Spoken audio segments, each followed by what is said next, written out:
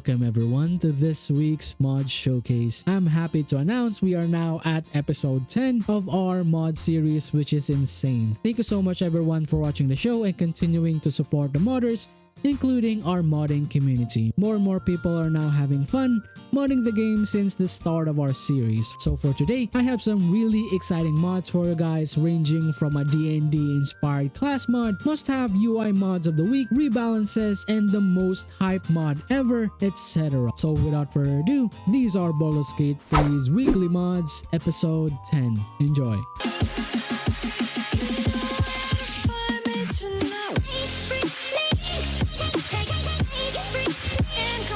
We're gonna start with a really exciting subclass inspired from D&D, which is the Fencer. The Fencer is hailed to be the master of grace, elegance, and composure. Able to elevate combat into an art form, these rogue archetypes are tacticians that prefer precision strikes and superior martial techniques to overcome any sort of foes, has developed an array of techniques to turn the tides of battle into its favor, wielding its finesse weapons and become an elegant storm in the battlefield. The mod introduces battle master-like maneuvers called exploits, which is the resource that is needed to execute these devastating techniques. This playstyle is akin to the rogue, still utilizing and exploiting sneak attacks for devastating damage. The class is unlocked at level 3, that provides you a class feature such as classical technique that grants you proficiency in medium armors and finesse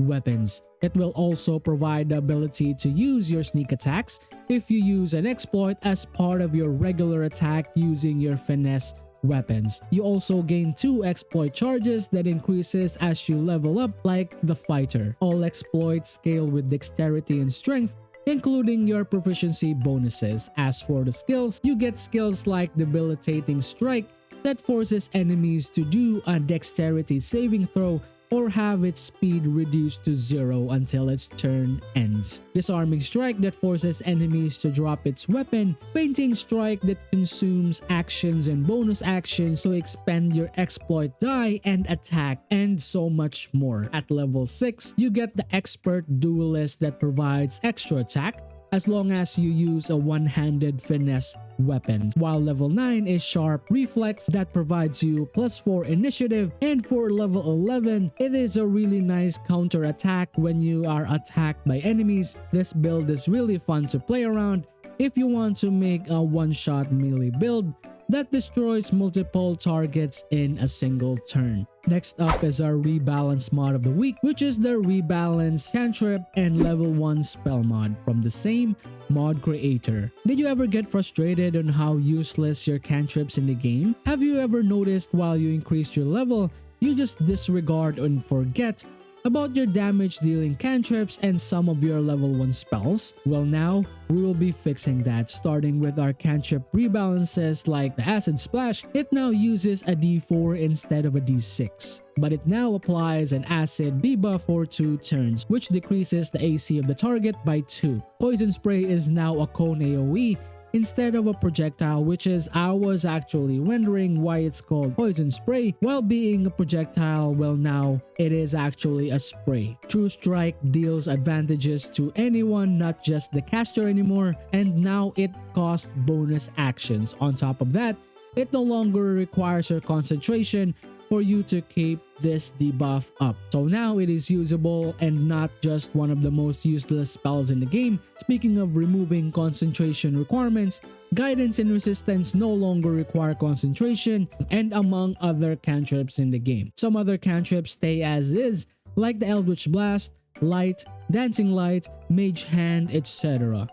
As for the level 1 spell rebalances, the mod removes concentration requirements for a few like Divine Favor, Heroism, Searing Smite, Ensnaring Strike, etc. Ray of Sickness damage is reduced from a 2d6 plus a 1d6 per level, but now it changes to a lower level ray within 9 meters. Arms of Hadar AoE is increased from 3 to 4, and damage is scaled from a 2d6 to a 2d8. Upcasting it will add a 1d8 to the damage, while Long Strider and Enhanced Sleep now applies it to everyone in an AoE radius similar to the aid spell. And among those is one of my favorite Rebalance of all, is the Witch Bolt, that it no longer requires a concentration spell to keep it active and stays within enemies for 10 turns. What's really cool is that you can add as many targets as you want, no matter how far they may be. It is still able to activate the link to damage enemies and has a better damage scaling. It also doubles its damage in wet conditions. I would love just to shout out the level 2 Rebalance mod of the same author that you can include together with the Cantrip and the level 1 spell rework. So I hope you enjoy those really amazing reworks in the game. Speaking of something that you will enjoy is our UI mod of the week, which is the Better Inventory mod from Catus. In honesty, I asked myself why I haven't tried this mod before. This mod is really handy, especially if you are a loot goblin like me that loots everything that isn't nailed down to the floor. This mod makes it easier to read cluttered inventories, providing a small distinguishable icon for your usable and useful items in the background. The mod provides fitting icons for its specific use to help you not sell or discard those very important items like I unfortunately did. Like I accidentally sold the iron flask, which looks like any other flask in the game in my first playthrough. It provides mini icons for grenades, such as a grenade symbol, and some other stuff like drinking items, as well as some alchemy stuff, together with music items and vanity items, and finally consumables and usable items like lockpicks, shovels, kits, soul coins, etc. It also includes combinable items so you don't actually throw them away like I did. I highly advise you add the Mark Books as Read mod to provide a nice rarity frame and a background for your important books, scrolls, etc. Amazing work to the mod creator. Indeed. Fourth is our armor mod of the week, which is the Draconic Sorcerer gear. Ever wanted a customizable tailored gear representing the Draconic bloodline of the Sorcerer, providing yourself with the absolute elemental power of its respective dragon? Now you can with the Draconic Sorcerer gear mod. It provides 5 new armor mods with different passives and stats like Gift of the Fire, Ice, Lightning, Acid, and Poison. That is basically a free breath attack from the Dragonborn race, Worm's Blessing that provides elemental weapons of your choosing, and a Presence passive of your respective element that frightens as well as damages targets. The only downside of the gear is everything has the same asset and color schemes across all elements, but the bright side is it is fully dyeable and has some really nice aesthetic when you do. I highly advise you getting the Draconic dye mod, which is the perfect dye for this armor type, and it is really represents the vibrant colors of the dragon element. Now you can finally become the ultimate dragon sorcerer you set out to be. Finally, our feature mod of the week, and honestly this is the most hype I've been since covering the mods series. Ever wanted to have that different emotes and actions for your Baldur's Gate 3 RP sessions? Wanted to get that special interaction,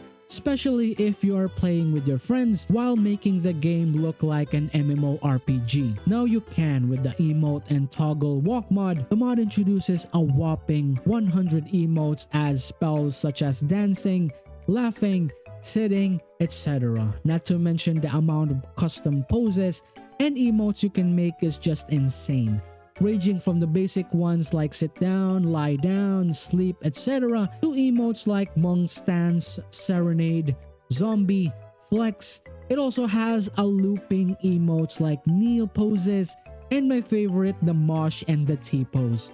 The author also added 32 new voice emotes so you can go crazy with the poses and for your screenshots with this amazing mod. I really like the amount of detail and emotes that you can use here, and the possibilities of making amazing screenshots with this is just insane. Shoutouts for Cherison's corset outfit that provides a really nice outfit for a tab, which is available to most races, and it is fully dyeable so you can enjoy. And that's it guys, thank you for watching this week's mod showcase. What do you guys think about the mods? And as the top mods of December is coming up, what are the best mods for you this month? Would love to know your answers, including your questions and clarifications, in a comment down below. Don't forget to hit that like button if you guys enjoyed the video. Shoutouts for all the people who subscribe and keep supporting the channel. I really appreciate you guys for all of the amazing support. And for all the people who haven't subscribed yet, I hope I earn your subscription in the future. But if I earn it today, please don't hesitate to hit that subscribe button. It really helps me out a lot. And if you want to support me directly, you can join our D20 Rollers Club by hitting that join button. Join our Discord server with the guys or Patreon. And finally, that's it for me. I hope to see you soon on the next Master Box Show. Peace out. Bye guys.